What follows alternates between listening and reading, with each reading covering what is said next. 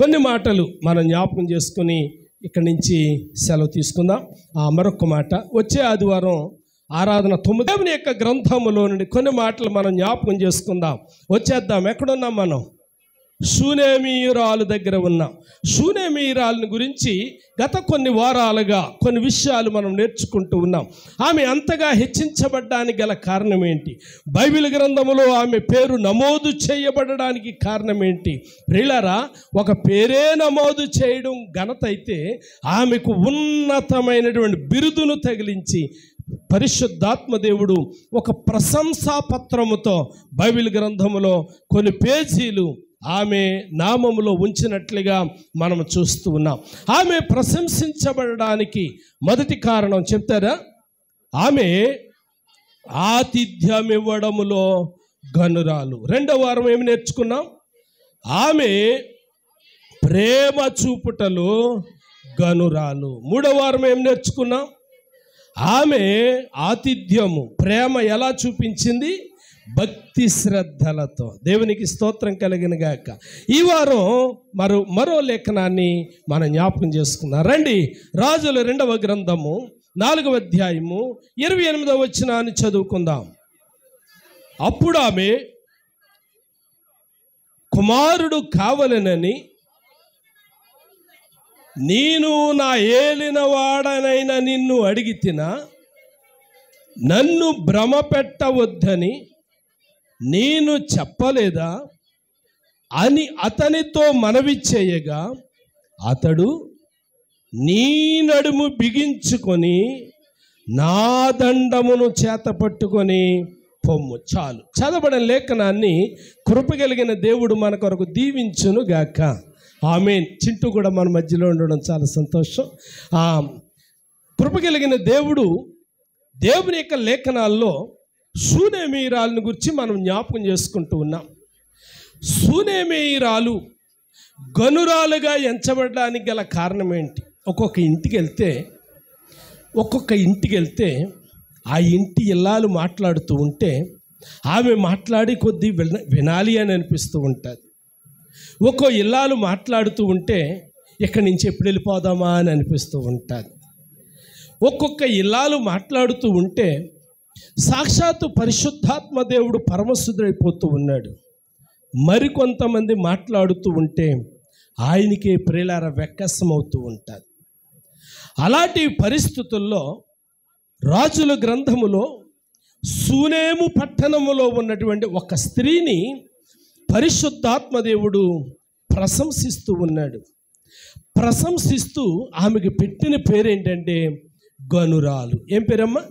Susanna, ఏం పేరమ్మా? గనురాలు అనే పేరు ప్రియులారా పరిశుద్ధాత్మ దేవుడు ఆమెకు పెట్టినట్లుగా మనం చూస్తున్నాం. ఎందుకు గనురాలు అని కనుక ఆలోచన చేస్తే ఇప్పటికే 3 విషయాలు మనం జ్ఞాపకం చేసుకున్నాం. ఆమె ప్రేమ చూపుటలో, అంటే ఆమె ప్రేమించుట అనగా ఏం చెయ్యాలి? ఆయన ఆజ్ఞలను గైకొనాలి, అనుసరించాలి అని చెప్పి మనం నేర్చుకున్నాం. ఈ వారం మనం నేర్చుకునే అంశం ఏంటంటే ఆమె యథార్థతలో గనురాలు. 4వ అంశం ఏంటమ్మా? యథార్థతలో గనురాలు. యథార్థతలో గనురాలు అనే అంశాన్ని ఈరోజు నేను జ్ఞాపకం చేయడానికి ఇష్టపడుతూ ఉన్నాను. ఆమె దగ్గర ఉన్నటువంటి యథార్థత ఏమిటి అని కనుక ఆలోచన చేస్తే, ఆమె సేవకుడిని ఆహ్వానించినప్పుడు యథార్థతతో ఆమె ఆహ్వానించింది. ఏమీ ఆశించి ఆహ్వానించలేదు, ఏమీ కోరుకుని ఆహ్వానించలేదు. ఆఖరికి సేవకుడు ఎలీషా గెహాజీని పంపి ఆమెకేమి కావాలో అని అడగమంటే ఆమె హుందాగా చెప్పింది, నేను నా స్వజనము మధ్య ఉన్నాను, నాకే లోటు కూడా లేదు అని చెప్పింది. అంటే ఆమె యథార్థంగా ఉంది. ఏది ఆశించి సేవకుడిని ఆహ్వానించలేదు. బహుశా ఆమె కనుక నాకు కుమారుడు లేడు, సంతతి లేదు అని అనుంటే ఆ ఊరోళ్ళు కానీ, లేకపోతే తండ్రి అయినటువంటి దేవుడు కానీ, లేకపోతే ఆహ్వానించబడిన ప్రవక్త కానీ అనునేమో, ఈమె సంతానము కొరకు సేవకుడిని ఆహ్వానిస్తే, సేవకుడు ప్రార్థన చేస్తే సంతానము లభిస్తుంది అని చెప్పి ఆమె ఆహ్వానించింది అని అనుండొచ్చేమో. కానీ ఆమెలో ఉన్నటువంటి యథార్థత ఏమిటి అని కనుక ఆలోచన చేస్తే నాకే లోటు లేదు అని చెప్పి ఆమె జ్ఞాపకం చేసింది. గెహాజీ అడిగినప్పుడు కూడా ఆమె యథార్థంగానే మాట్లాడింది. అప్పుడు సేవకుడు అన్నాడు, అమ్మా వచ్చే ఏటికి 15-16 వచనాల్లో నీ కౌగిట్లో ఈ ఋతువున బిడ్డ ఉంటాడు అని చెప్తే ఆ గనురాలు ఏమంటుందో తెలుసా? నీవు నాతో అబద్ధమాడవద్దు అంటూ. అంటే ఇప్పుడు సేవకుడు అబద్ధమాడుతూ ఉన్నాడా? దేవుని మాట తప్పు పొల్లు అయ్యుంటుందా అని గనక ఆలోచన చేస్తే కాదు. కానీ ఆమె అంతరంగంలో ఉన్న ఉద్దేశం ఏమిటి అని గనక ఆలోచన చేస్తే, నేను ఏది ఆశించి ఆహ్వానించిన దానినై ఉండకూడదు. వింటున్నారా? నేను ఏది ఆశించి ఆహ్వానించిన దానినై ఉండకూడదు. ప్రియులారా, 7 వారాలు మనం ప్రార్థన ఎట్టుకుంటాం, మనం ఏదో ఆశించి. ప్రియులారా, దేవుని దగ్గర మనం మొక్కుకుంటాం ఏదో మనము ఆశించి. కానీ ఈమె దేవుని దగ్గర మొక్కుకుంది, ఈమె కూడా దేవుని దగ్గర మొక్కుకుంది, కానీ ఏమి ఆశించి కాదు.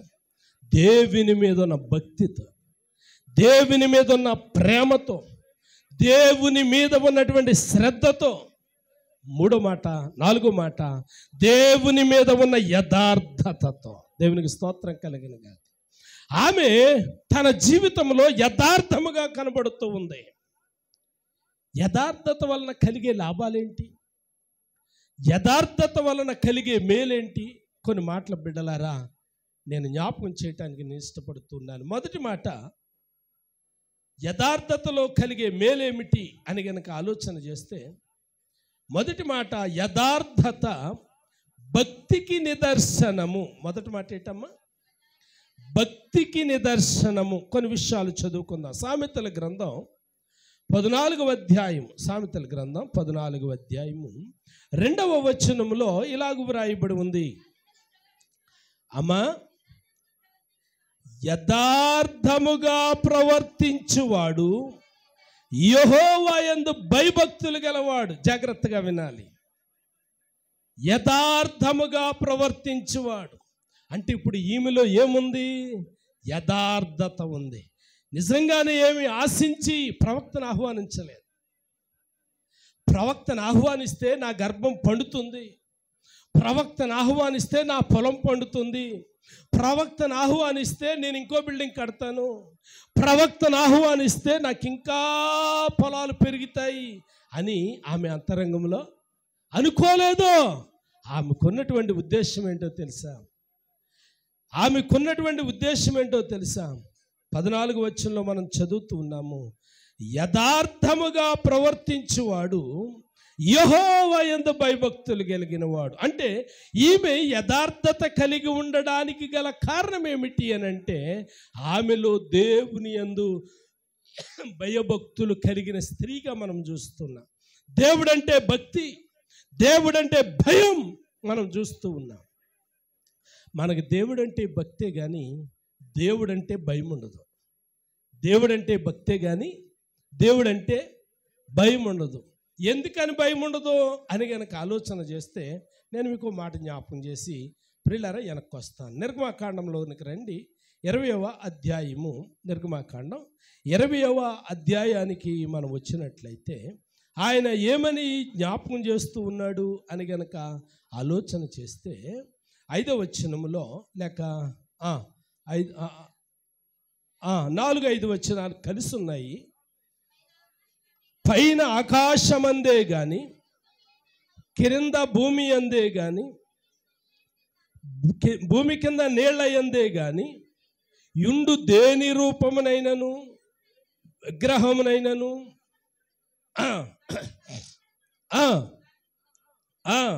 ఏలయనగా 5వ వచనం, ఏలయనగా నీ దేవుడని యెహోవా అనగా నేను రోషము గల దేవుడను, నన్ను ద్వేషించు వారి విషయంలో 3-4 తరముల వరకు తండ్రుల దోషమును కుమారుల మీదకి రప్పించుచు.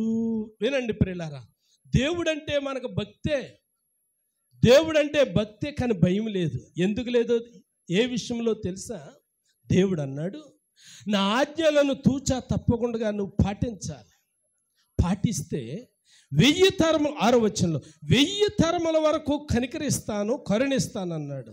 కానీ పాటించకపోతే 5వ వచనంలో ఆయన అన్నాడు, తండ్రుల దోషమును కుమారుల మీదకి రప్పిస్తాను. ఇప్పుడు మనకి ఏ భయం లేదు అంటే, ఇదిగో దేవుని సన్నిధిని దొంగిలించుతూ ఉన్నప్పుడు, దేవుని యొక్క సన్నిధిలో మనకున్నటువంటి ఆజ్ఞలను దొంగిలిస్తూ ఉన్నప్పుడు, అయ్యో నా వెనక నా తరమును, నా గర్భమున పుట్టిన తరమును దేవుడు శిక్షిస్తాడేమో అన్న భయము మనకు లేదు. ఏ భయం లేదమ్మా? మన వెనక ఉన్నటువంటి తరమును శిక్షిస్తాడేమో, ఆయన రోషము కలిగినటువంటి వాడు. ఇప్పుడు ప్రజెంట్ నేను భక్తి చేస్తున్నానే లేదా ఇదే చూసుకుంటున్నాం, కానీ నా వెనక నేను చేసే ఏదైనా మోసపూరితమైన, దోషపూరితమైనటువంటి హాని కలిగించే విషయాలు ఏమైనా ఉంటే, నేను చేసినవి నా బిడ్డల మీదకి రాబోతూ ఉన్నాయి అన్న భయము మనకు లేదు. కాబట్టి ప్రియమైనటువంటి దేవుని బిడ్డలారా, శూనేమీరాలను మనం ఆలోచన చేస్తూ ఉన్నప్పుడు, ఆమె భయము కలిగినటువంటిది, భక్తి కలిగినటువంటిది, శ్రద్ధ కలిగినటువంటిది. దేవునికి స్తోత్రం కలిగిన గాక. ఆమె గనురాలుగా ఎంచబడ్డానికి గల కారణం ఏంటంటే, దేవుడు అంటే ఆమెకి భయం ఉంది, 2 భక్తి ఉంది, 3 శ్రద్ధ కూడా ఉంది. మనకి భక్తి ఉంటే భయం ఉండదు, భయం ఉంటే శ్రద్ధ ఉండదు, ఏదో ఒకటి లోపిస్తూ ఉంటుంది. అంటే ప్రియులారా, దేవుని యొక్క ఆజ్ఞలుగా మనం ప్రేమించాలి. జ్ఞానైనటువంటి సొలొమోను వర్ధిల్లడానికి కారణం ఏంటని చదువుకున్నాము. రాజుల మొదటి గ్రంథం 3వ అధ్యాయంలో 3వ వచనములో, తన తండ్రి అయినటువంటి దావీదు ఏ కట్టడలనైతే ఇచ్చాడో వాటిని తూచా తప్పకుండా అనుసరించాడు, ప్రేమించాడు. కాబట్టి భక్తుడైనటువంటి రాజు అయినటువంటి సొలొమోను వర్ధిల్లాడు. అయితే మనము అనుసరించలేకపోతూ ఉన్నాం. కొంచెం బోధకునిగా నేను కొంచెం ఎక్కువ చెప్పాను అనుకోండి, మీ అంతరంగంలో మరో ముద్రడిపోతుంది. ఇంకా పాస్టర్ గారు ఎప్పుడు కానుకల గురించే చెప్తారు, ఇంకెప్పుడు కూడా వీటి గురించే జ్ఞాపకం చేస్తారు అన్న మైండ్లోకి వెళ్ళిపోతారు. మళ్ళీ ఆ మైండ్లోకి వెళ్ళకుండా జాగ్రత్తగా వినండి. దేవుడిచ్చినటువంటి కట్టడ, దేవుడిచ్చినటువంటి నిబంధన పట్ల మనకి భక్తి ఉండాలి, భయం ఉండాలి, 3 శ్రద్ధ ఉండాలి. అంటే ఆయన ఆరాధించడానికి భక్తి ఉండాలి, ఆరాధన దొంగిలిస్తూ ఉన్నప్పుడు భయం ఉండాలి. దేవుడు అన్నాడు, 6 దినాలు కష్టపడి పని చేసుకో, నా దగ్గరికి వచ్చినప్పుడు నీకు ఇచ్చిన కష్టార్జితంలో నుండి నా దగ్గరికి నీ చేతిలో అర్పణతో రా అని చెప్పిన మాట శ్రద్ధ ఉండాలి. మనకి ఏదో ఒకటి లోపిస్తూ ఉంది. వినండి బిడ్డలారా, దేవుని యొక్క లేఖనము సెలవిస్తుంది, శూనేమీరాలు దీవించబడ్డానికి కారణం, శూనేమీరాలు ఆశీర్వదించబడ్డానికి గల కారణం ఆమెలో ప్రియులారా యథార్థతను మనం చూస్తున్నాం. 1వ అధ్యాయం సామెతల గ్రంథంలో చూడండి, 1వ అధ్యాయం 7వ వచనంలో ఇలా వ్రాయబడి ఉంది, యెహోవా యందు భయభక్తులు కలిగి ఉండుట తెలివికి మూలం. వినండి, ఇందాక 14వ అధ్యాయంలో ఏం చదివాం? యథార్థముగా ప్రవర్తించేవాడు అని మనం చదివాం. అంటే 1వ అధ్యాయానికి వచ్చేసరికి యథార్థత కలిగి ఉండట దేనికి సాదృశ్యము అని అంటే, పిల్లరా, తెలివికి మూలము. యెహోవా యందు భయభక్తులు కలిగి ఉండుట అంటే యథార్థత కలిగి ఉండుట తెలివికి మూలము. అంటే తెలివి అనేది ఎలాగొస్తుంది? తెలివిని గూర్చినటువంటి మాటలు మనం జ్ఞాపకం చేసుకుంటే, తెలివి అనే పదాన్ని 24వ అధ్యాయంలో ఏమన్నాడో తెలుసా? సామెతల గ్రంథంలోని చెప్పండి ఏమన్నాడు? కాదు, జ్ఞానవంతురాలు. ఏంటండి? జ్ఞానవంతురాలు. ఏమన్నారండి? జ్ఞానవంతురాలు ఏం చేస్తుందంట? జ్ఞానము వలన ఇల్లు కట్టబడుతూ ఉంది. వినండి వినండి ప్రియమైనటువంటి దేవుని బిడ్డలు, ఎక్కడి నుండి వస్తుంది జ్ఞానం? ప్రియులారా, మొదట యథార్థత, 2 భక్తి, 3 భయము, 4 శ్రద్ధ. ఎప్పుడైతే నీ అంతరంగంలో దేవుని పట్ల భక్తి ఉంటుందో, దేవుని నిబంధన పట్ల భయం ఉంటుందో, ప్రియులారా ఆయన శాసనముల పట్ల శ్రద్ధ ఉంటుందో, ప్రియులారా జ్ఞానము వలన ఇల్లు కట్టబడును అంటే అభివృద్ధిని సూచిస్తూ ఉంది. దేవునికి స్తోత్ర. అభివృద్ధిని సూచిస్తూ ఉంది. జ్ఞానం లేకపోతే ఏమవుతుంది? భక్తి లేకపోతే ఏమవుతుంది?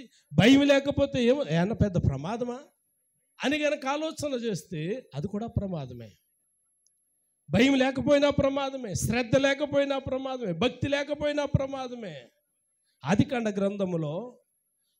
గ్రంథములో మనం చదువుతున్నాం 20వ అధ్యాయంలో ప్రియులారా, అబ్రహాము సమయంలో జరిగినటువంటి ఒక సంఘటన మనము చూస్తే, అబ్రహాము సమయంలో జరిగినటువంటి ఒక సంఘటన చూస్తే 11వ వచనములో ఇలా వ్రాయబడి ఉంది, అమ్మా ఈ స్థలమందు దేవుని భయము ఏమాత్రము లేదు. వినండి వినండి వినండి ప్రియులారా, ఈ స్థలమందు ఏమి లేదట? దేవుని భయం లేదు. భయం ఉంది అని మనం అనుకుంటూ ఉన్నాం. నేను భయపడుతున్నాను దేవునికి అని అనుకుంటూ ఉన్నాం. నేను భక్తి గలవాడను అని అనుకుంటూ ఉన్నాం. కానీ అబ్రహాము కాలంలో జరిగినటువంటి ఒక సంఘటన ఏంటి అని అంటే, అబ్రహాముతో దేవుడు మాట్లాడుతూ ఉన్నాడు. ఇదిగో అని చెప్పి కొన్ని విషయాలు మాట్లాడుతూ ఉన్నప్పుడు, దేవుడితో అబ్రహాము మాట్లాడుతూ ఉన్నప్పుడు ప్రియులారా, అక్కడ మనం చదువుతున్నటువంటి మాట ఇలాగ మనం చదువుతూ ఉన్నాం, ఈ స్థలమందు దేవుని భయము ఏమాత్రము లేదు. ఈ స్థలమందు దేవుని భయం లేదు అని అబ్రహాం అంటున్నాడు అని అంటే, మరి భయం లేదంటే భక్తి ఉందంటారా? భక్తి ఉండుంటే భయముండు, భయం ఉండుంటే శ్రద్ధ ఉండు, శ్రద్ధ ఉండుంటే జ్ఞానముండు. జ్ఞానము లేని వారు కాబట్టి ప్రియులారా భయం లేదు, భక్తి లేదు, శ్రద్ధ లేదు కాబట్టి వారు ప్రియులారా జ్ఞానము లేని వారిగా ఉన్నారు. జ్ఞానము లేని వారిగా ఉన్నారు కాబట్టి అక్కడ ఏం జరిగింది అని అంటే, కుటుంబాలు శపించబడ్డాయి. కుటుంబాలు శపించబడ్డాయి. కుటుంబాలు శపించబడకుండా ఉండాలి అని అంటే ప్రియులారా, చక్రవర్తి కుటుంబములోనే దేవుడు గర్భాన్ని మూసేశాడు. కారణం భయం లేని పనులు ధర్మశాస్త్రాన్ని అతిక్రమించేటట్టుగా చేస్తుంది. కాబట్టి ప్రియమైనటువంటి దేవుని బిడ్డలారా, కీర్తనల గ్రంథంలో 34వ కీర్తనలు ఇలా చదువుతాము. కీర్తనల గ్రంథము 34వ కీర్తనలో 11వ చరణములో ఇలా మనం చదువుతాం, పిల్లలారా మీరు వచ్చి నా మాట వినుడి, యెహోవా యందలి భయభక్తులు మీకు నేర్పేదను. వినండి వినండి ప్రియులారా, పిల్లలారా మీరు వచ్చి నా మాట వినండి, యెహోవా యందలి భయభక్తులు మీకు నేర్పుతాను. భయభక్తులు ఎలాగుంటాయో నేర్పుతాను. భయభక్తులు ఉంటే ఏం కలుగుతుందో నేర్పుతాను. అబ్బా, దావీదు మంచి దేవునిలో అనుభవం కలిగినటువంటి వాడు, దేవుని నుండి మేలు పొందుకున్నవాడు కాబట్టి దేవుని యందు భయభక్తులు ఉంటే ఏం జరుగుతుందో, దేవునికి లోబడకపోతే ఏం జరుగుతుందో ఆయన జ్ఞాపకం చేస్తున్నాడు. కాబట్టి మొదటి మాట యథార్థత దేనికి నిదర్శనం అంటే భక్తికి నిదర్శనం. యథార్థత దేనికి నిదర్శనం అమ్మ? భక్తికి నిదర్శనం. మరి భక్తిలో మన యథార్థత ఎంత? ఎవరికి చెప్పవలసిన అవసరత లేదు, ఎవరికో చూపించవలసిన అవసరత లేదు.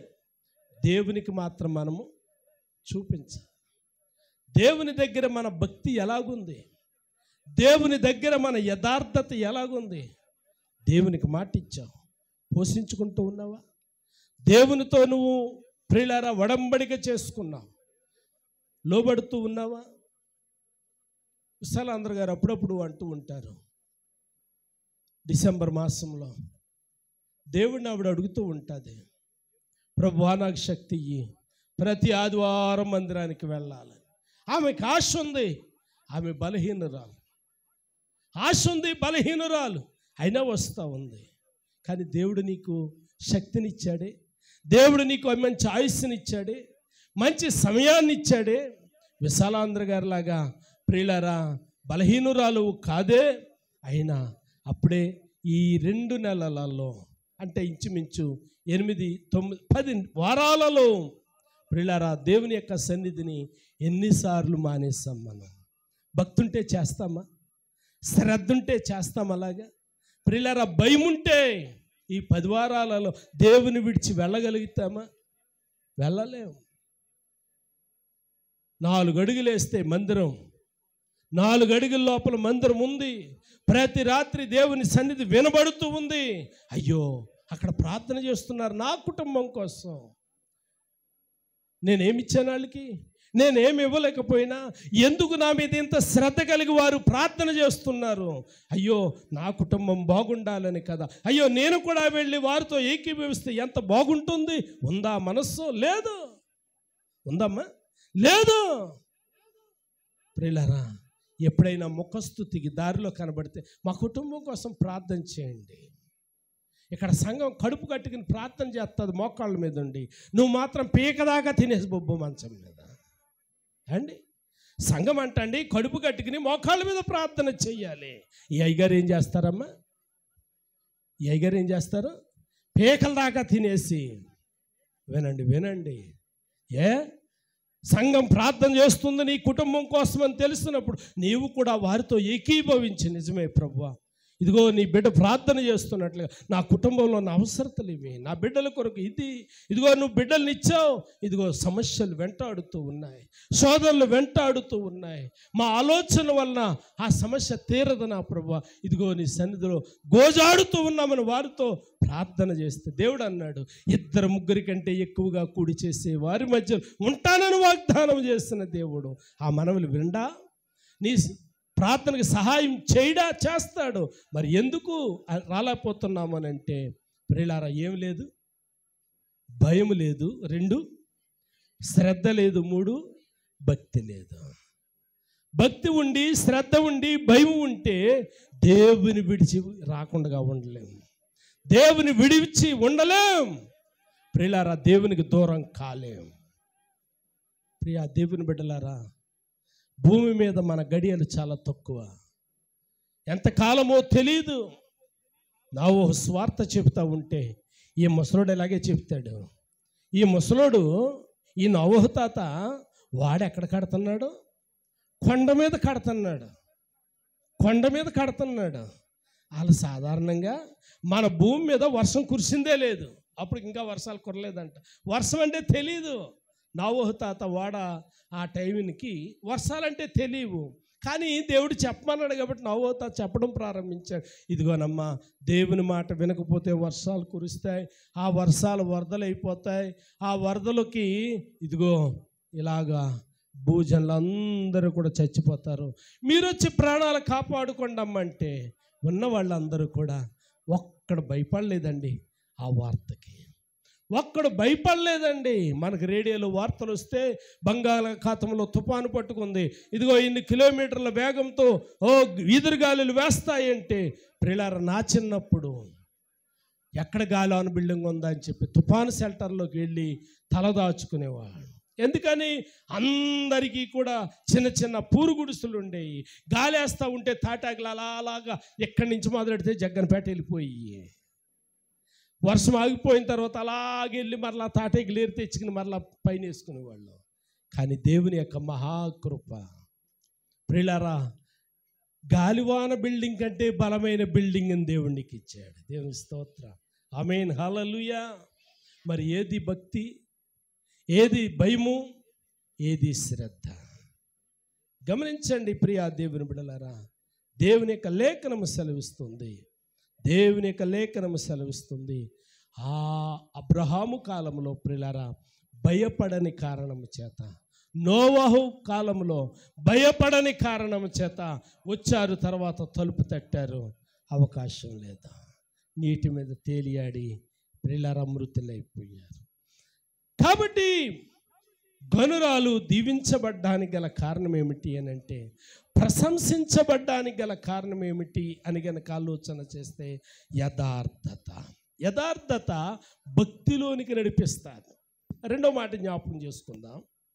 సామెతల గ్రంథం 11వ అధ్యాయం, సామెతల గ్రంథం 11వ అధ్యాయము 3వ వచనములో ఇలా వ్రాయబడి ఉంది. యథార్థవంతుల యథార్థత వారికి త్రోవ చూపించును. రెండో మాట, యథార్థత త్రోవ చూపించును. వినండి, మొదటి మాట యథార్థత భక్తికి నిదర్శనం.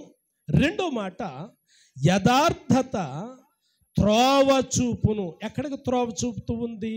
కొన్ని పర్యాయాలు కుటుంబంలో చీకటి అలుముకుంటూ ఉంటుంది, ఆర్థికపరమైన సమస్యలు అలుముకుంటూ ఉంటాయి, భార్యాభర్తల మధ్య చీకటి అలుముకుంటుంది, తల్లిదండ్రుల మధ్య చీకటి అలుముకుంటుంది. ఎందుకో తెలియకుండానే, ఊహించకుండానే యాదృచ్ఛికంగా జరిగిపోతుంది. ఒకళ్ళంటే ఒకళ్ళకి ప్రియులారా గొడవలు ప్రారంభమవుతాయి, ఇంట్లో ఒక్కళ్ళకి నెమ్మది ఉండదు. అలాంటి పరిస్థితుల్లో నీవు యథార్థత కలిగి ఉంటే, యథార్థత అంటే ఆ యథార్థవర్తుడైనటువంటి ఆ నీతిమంతుడైన యేసు ప్రభుని కలిగి ఉంటే నీకు ఆ చీకటిలో కూడా నీ యథార్థత నీకు త్రోవ చూపిస్తుందంట. అంటే త్రోవ అంటే ఆ సమస్య నుండి నువ్వు ఎలా బయటపడాలో అండి, ఆ బంధకాలలో నుండి ఎలా బయటపడాలో. అంటే సమస్య ఏదైనా కానీ యథార్థతను మనము విడిచిపెట్టకూడదు. సమస్య ఏదైనా కావచ్చు, కానీ యథార్థతను మనము విడిచిపెట్టకూడదు. 11వ అధ్యాయంలోనే 5వ వచనం చూడండి.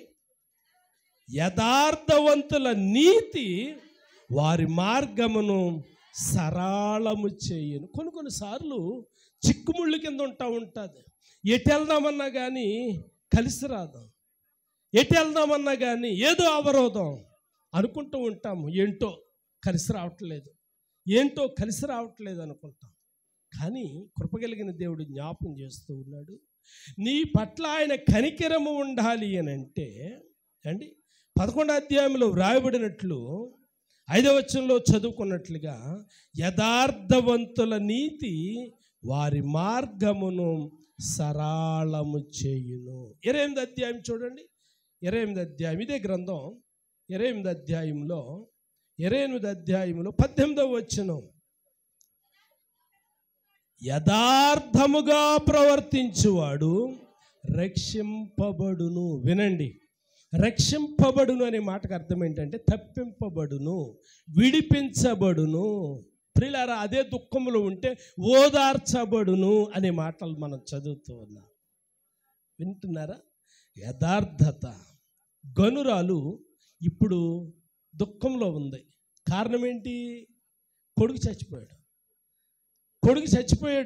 ఇప్పుడు దుఃఖంలో ఉంది.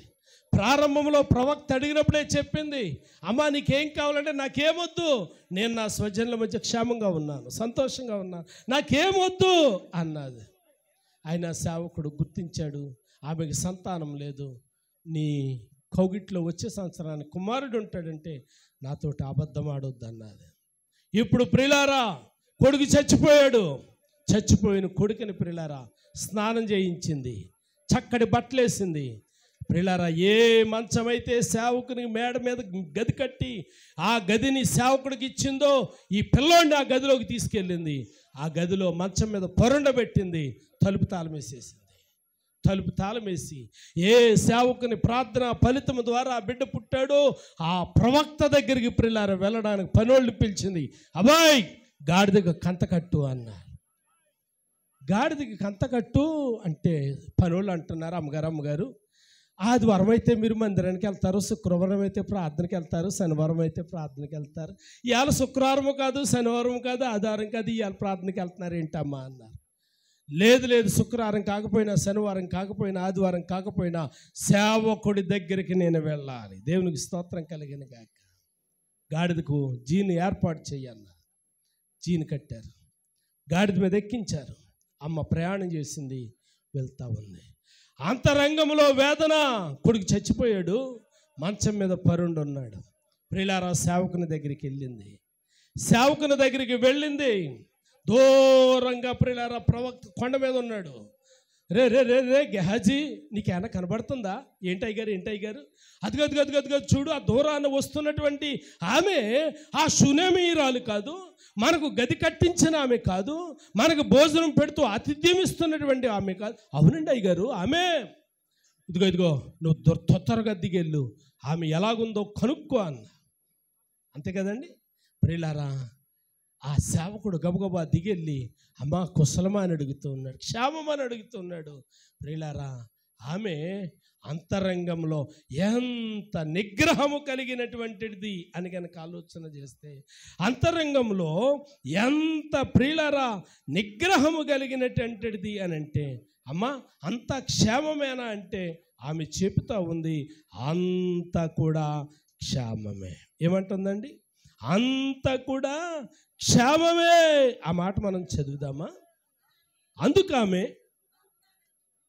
అమ్మా సుఖముగా ఉన్నామని చెప్పారు. సుఖంగా ఉందండి అమ్మా? సుఖంగా ఉందా? ఇంట్లో బాగుందా? ఒంట్లో బాగుందా?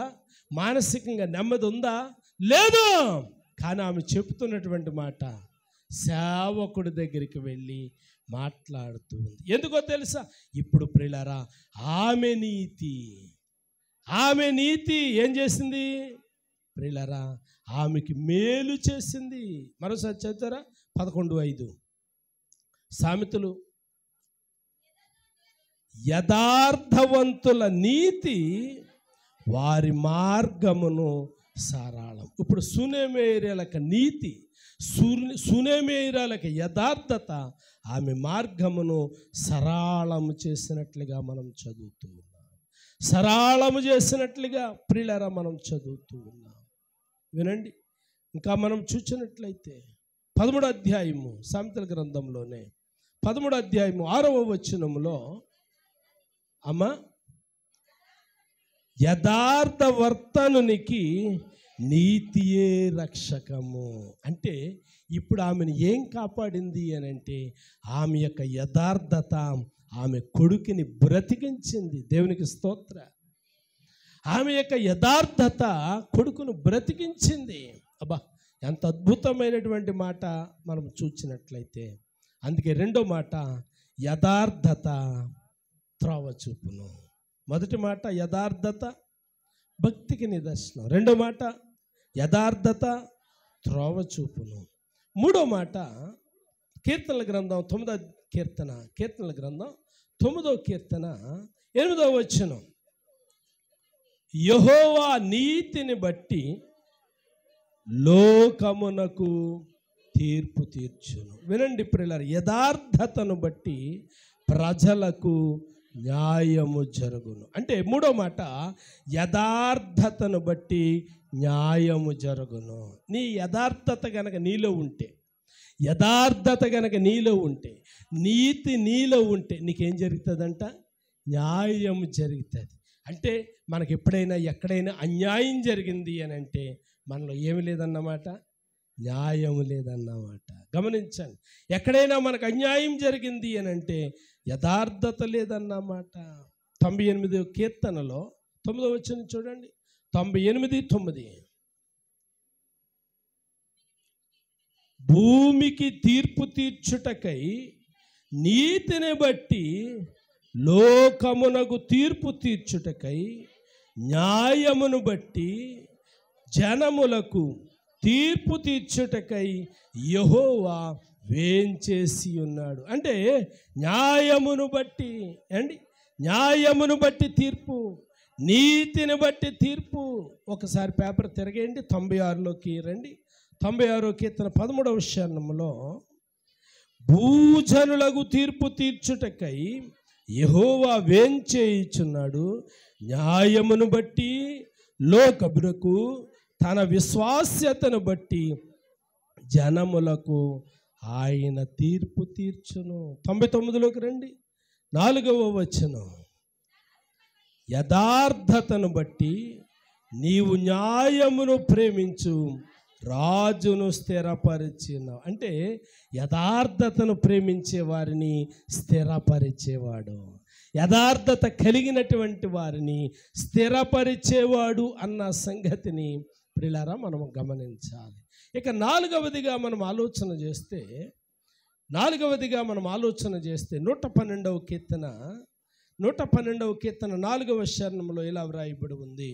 112:4 యథార్థవంతులకు చీకటిలో వెలుగు పుట్టును. వినండి, 4వ మాట, యథార్థత వలన చీకటిలో వెలుగు పుట్టును. అంటే చీకటిలో వెలుగు పుడతామంటే రాత్రి 12 గంటలకు లేచి మనం బయటికి వెళ్తే సూర్యుడు వచ్చేయడు. రాత్రి 12 గంటలకు లేచి బయటికి వెళ్తే సూర్యుడు వచ్చేయడు. వెలుగు అనే దానికి నిదర్శనం ఏంటంటే రక్షణ. దేవునికి స్తోత్రం కలిగిన గాక. వెలుగుకు నిదర్శనం దేనికంటే రక్షణ, మేలు అనే మాట మనం గమనించాలి. అందుకే పరిశుద్ధాత్మ దేవుడు జ్ఞాపకం చేస్తున్నాడు, ఎప్పుడైతే నీవు యథార్థవంతముగా ఉంటావో, నీతిని అనుసరించి బ్రతుకుతావో, నీకు పరిస్థితులన్నీ సమకూడి జరిగించడానికి నీ పక్షాన ఆయన కార్యములు చేయును. ఆమేన్. అందుకే కొరింథీ పత్రికలో పౌలు భక్తుడు అంటాడు కదా, ఆయనను ప్రేమించు వారి కొరకు, ఆయనను ప్రేమించు వారి కొరకు అనగా చదవండి మాట, దేవుడు తనను ప్రేమించు వారి కొరకు ఏవి సిద్ధపరిచెనో కంటికి కనబడలేదు, చెవికి వినబడలేదు, మనుష్య హృదయమునకు అంటే ఆయన ఆల్రెడీ సిద్ధపాటు చేసి ఉంచాడు, రెడీ చేసి ఉంచాడు, కానీ ఇంకా నీకు కనిపించలేదు. ఒకరోజు వస్తుంది చూపించే రోజు. వినండి బిడ్డలారా, యథార్థవంతులకు చీకటిలో వెలుగు పుట్టును. వింటున్నారా? యథార్థవంతుల ప్రియులారా చీకటిలో వెలుగు పుట్టును. సామెతల గ్రంథం 4వ అధ్యాయంలో ఈ మాట చెప్పి ప్రియులారా నేను ముగిస్తాను. 4వ అధ్యాయం 18వ వచనంలో ఇలా వ్రాయబడి ఉంది, పట్టపగలగు వరకు వేకువ వెలుగు తేజరిల్లునట్లు నీతిమంతుల మార్గము అంతకంతకు తేజరిల్లును. నీతిమంతులు అనే దగ్గర యథార్థవంతులు అని మీరు పెట్టుకోండి. యథార్థవంతుల మార్గము అంతకంతకు వర్ధిల్లును. సౌలు అంతకంతకు నీరసిల్లిపోవడానికి కారణం ఏంటంటే, దావీదు అంతకంతకు వర్ధిల్లడానికి కారణం ఏంటంటే, దావీదేమో దేవుని యొక్క కట్టడల పట్ల భక్తి, భయము, శ్రద్ధ కలిగి ఉన్నాడు. సౌలేమో ప్రియులారా భక్తిని విడిచిపెట్టేశాడు, భయాన్ని విడిచిపెట్టేశాడు, శ్రద్ధను కూడా విడిచిపెట్టేశాడు. ఇప్పుడు ఎవరిలాగా ఉందాం మనము? సౌలులాగా ఉందామా? దావీదులాగా ఉందామా? తల వంచండి, కళ్ళు మూయండి. ప్రియులారా చిన్న ప్రార్థన చేద్దాం. మనలను మనం ఒకసారి ఆలోచన చేసుకుందాం. ప్రియులారా కృప కలిగిన దేవుని కరుణాహస్తం మన మీద ఉండాలి అని అంటే, మన యథార్థత మన భక్తికి నిదర్శనంగా ఉండాలి అని అంటే, మన యథార్థత చీకటిలో మార్గము చూపించాలి అని అంటే, మనకు యథార్థత మనకు మేలు జరగాలి అని అంటే, ప్రియమైనటువంటి దేవుని బిడ్డలారా దేవుని యొక్క లేఖనం సెలవిస్తుంది, ప్రతి దానికి యథార్థత. నీ యథార్థతను బట్టే నీకు మేలు కలుగుతుంది. అలాగైతే షూనేమీరాలు ఎలాంటిదినంటే ఆమె యథార్థవంతురాలు కాబట్టి బిడ్డ చనిపోయాడు అనే బాధ ఆమెకి లేదు. అయ్యో బిడ్డ చనిపోయాడు అనే బాధ ఆమెకి లేదు. సేవకుడి దగ్గరికి వెళ్ళింది, అయ్యా పరిస్థితి చెప్పింది, ఆయన వచ్చాడు, ప్రియులారా ప్రార్థన చేశాడు, బిడ్డను బ్రతికించి ఆమెకి ఇచ్చాడు. అంటే దీన్ని బట్టి మనకేమర్థమవుతుందంటే, యథార్థవంతులకు చీకటిలో వెలుగు పుట్టును. అంటే భక్తి కలిగిన వారికి శ్రమలలో ఆదరించబడతారు. అవును కదా, షూనేమీరాలు ఆదరించబడ్డానికి గల కారణం ఏంటంటే, ఒకటి ఆమె యథార్థత, 2 ఆమె నీతి అన్న సంగతిని మనము గమనించాలి. మరి అలాగైతే షూనేమీరాలు వలె కొంచెమైనా భక్తి ఉందా మనకి? భయం ఉందా మనకి? శ్రద్ధ ఉందా మనకి? ఒకసారి మనలను మనమే ఆలోచన చేసుకుందాం. పరిశుద్ధుడైన మా తండ్రి, గనుడైన మా ప్రభువా, మహోన్నతుడా, నీకు వందనాలు, స్తోత్రాలు. ఇంతవరకు నీ మాటలు వినడానికి ఇచ్చిన కృపకే నీకు వందనాలు. శూన్యమేరాలు ప్రశంసించబడ్డానికి కారణాల్లో ఒక కారణం, ఆమె భయం కలిగి ఉంది. 2 భక్తి కలిగి ఉంది. 3 శ్రద్ధ కలిగి ఉంది. 4 యథార్థత కలిగి ఉంది అని మేము విన్నాం. అలాంటి భక్తి, భయము, శ్రద్ధ, యథార్థత మేము కూడా కలిగి ఉండడానికి కృప చేయి. యేసు నామమున అడుగుచూ ఉన్నాను తండ్రి, ఆమేన్.